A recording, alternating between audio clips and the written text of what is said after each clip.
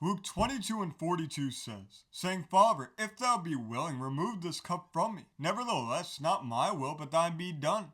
Jesus said this in the Garden of Gethsemane, right before he was going to be crucified. He was in such anguish that he sweat great drops of blood.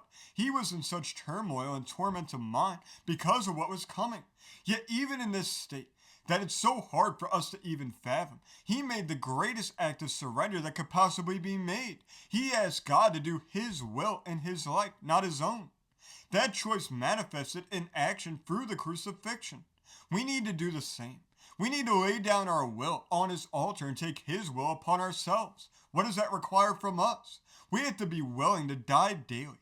That affects everything in our life, every aspect of our walk of faith.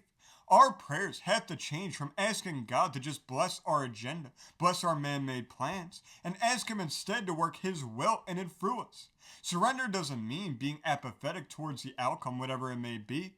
It means to submitting to God's divine purposes in our life. Sometimes his will may be painful, just like it was for Jesus, but it's always purposeful. It's always for a greater reason, a greater good, a greater blessing, and we always have to remember that. Every no from God is because he's redirecting us and pointing us to a far greater yes, even if we don't understand that right at the moment. That's why we need to have faith. That's why we have to let go and put our trust completely in him. For more of God's word, remember to like and subscribe.